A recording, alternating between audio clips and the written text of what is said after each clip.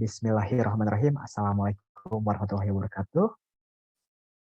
Teman-teman semua, di sini saya Wildan Sidik Ahmad dan juga Pak Agung Ananta akan menjelaskan ide bisnis yang kita rencanakan, yaitu adalah budidaya larva Black Soldier Fly atau maggot.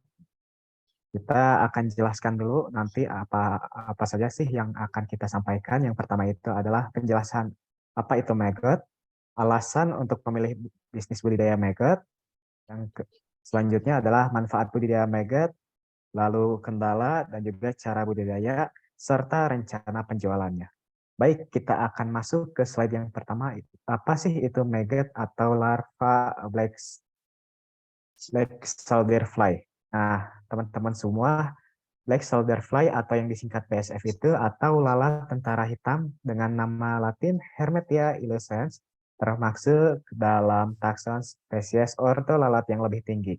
Berbeda dengan lalat lainnya, maggot ini tidak menularkan penyakit karena habitat aslinya ini ada di dedaunan pendek yang terkena sinar matahari langsung. Mereka itu menghisap air dan nektar bunga dan juga bukan menghisap kotoran. Ketika bertelur, lalat ini meletakkannya di gundukan sampah organik dan setelah itu larva menetas. Mereka tumbuh di sekitaran sampah hingga menjadi lalat dewasa lagi. Insting dan naluri kuat dari maggot ini atau BSF ini membantu kelangsungan hidupnya dalam siklus ini. Nah, teman-teman semua, kenapa sih kita memilih bisnis budidaya maggot? Yang pertama itu adalah maggot ini tidak menjijikan dan juga bukan pembawa sumber penyakit. Yang kedua itu cara budidaya yang mudah, tidak membutuhkan lahan yang luas dan juga bisa dimulai dari modal yang relatif kecil. Kemudian, maggot ini permintaan pasarnya itu sekarang sangat tinggi. Lalu juga maggot ini adalah sumber protein hewani yang tinggi dan juga dekomposer sampah organik. Lalu manfaat budidaya maggot yang kita perlu ketahui yaitu ada 3. Yang pertama itu untuk manusia. Larva BSF ini bisa digunakan sebagai mesin pengurai sampah organik di tempat pembuangan akhir dan menjadikan lingkungan lebih bersih dan sehat.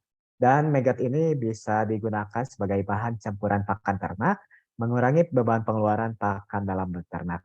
Nah, untuk tanaman ini bisa berfungsi untuk menjadi pupuk organik karena mengandung asam amino, enzim, mikroorganisme, dan hormon tubuh yang tidak banyak ditemukan pada pupuk organik yang lain. Dan pupuk ini bisa memperbaiki tanah dan meningkatkan produksi pertanian. Dan untuk fungsi yang terakhir itu adalah fungsi ternak, yaitu maggot ini maggot ini merupakan sumber protein yang tinggi untuk peternakan ikan, unggas, ataupun hewan reptil yang lainnya.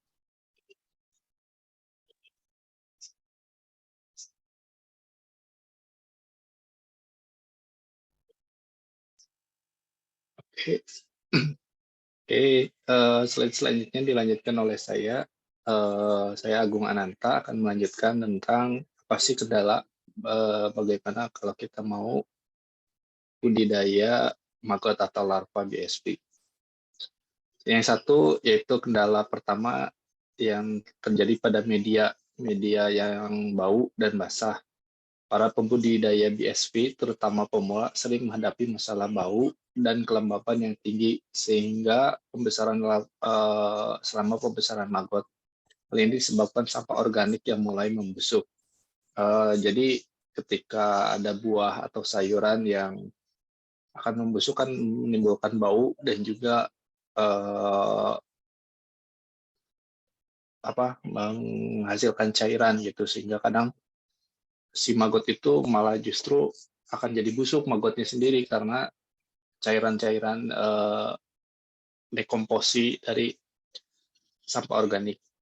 Lalu yang kedua, binatang pemangsa maggot seperti cicak, langsung semut, dan juga bisa juga memangsa lalatnya.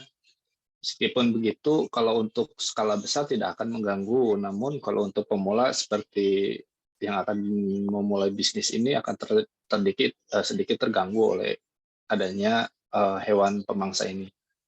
Selanjutnya, Lalu bagaimana sih cara budidaya maggot itu? Yang pertama kita harus mempersiapkan tempat. Mempersiapkan tempat itu ada 3. Yang pertama yaitu tempat untuk kawinnya atau berkembang biaknya lalat BSP atau Black Soldier Fly. Lalu tempat yang kedua yaitu tempat penetasan telur larva maggot. Yang ketiga yaitu tempat untuk pembesaran maggot sehingga maggot menjadi besar dan siap untuk dipanen. Lalu yang kedua pakan. Untuk pakannya itu dibedakan menjadi 3, yaitu yang pertama yaitu sampah organik yang berupa sisa bahan makanan ataupun juga seperti buah-buahan dan juga sayur-sayuran gitu. Lalu yang kedua bisa juga dari daging-daging yang sudah mulai membusuk. Terus yang ketiga yaitu bisa juga dari kotoran ternak. Lalu yang ketiga proses ternak. Lalu bagaimana sih proses ternak? Yang pertama itu ya kita harus menyiapkan dulu lahannya. Setelah lahannya disiapkan, lalu dilanjut dengan mempersiapkan ruang penetasan. Apabila sudah terjadi perkembangbiakan, yaitu selama kurang lebih 3 hari setelah masa perkembangbiakan, lalat BSP itu akan menetaskan telurnya. Telur itu akan disimpan atau di dalam medianya ya, ada media berupa papan ataupun particle board. Sediakan saja untuk tempat lalat BSP ini bertelur. Lalu setelah lalat BSP telur tersebut diambil dan disimpan ke tadi tempat penetasan telur yang bisa di dalam waktu sekitar 2-4 hari telur tersebut akan menetas sehingga menjadi maggot, awal maggot gitu.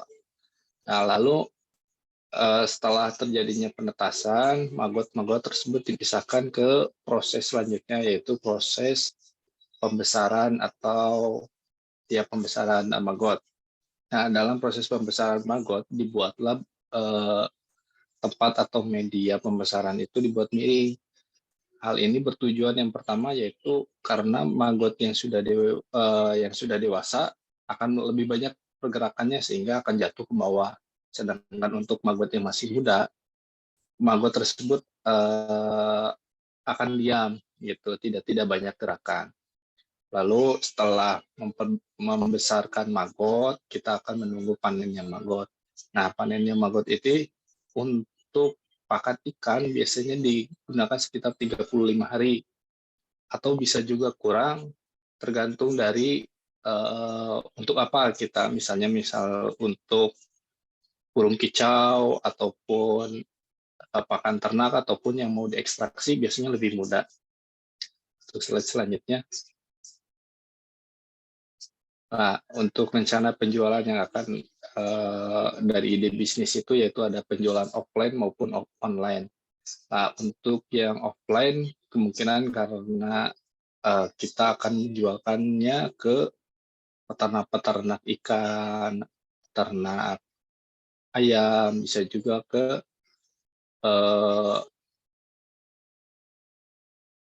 ini penjual atau pakan burung kicau gitu. Lalu untuk yang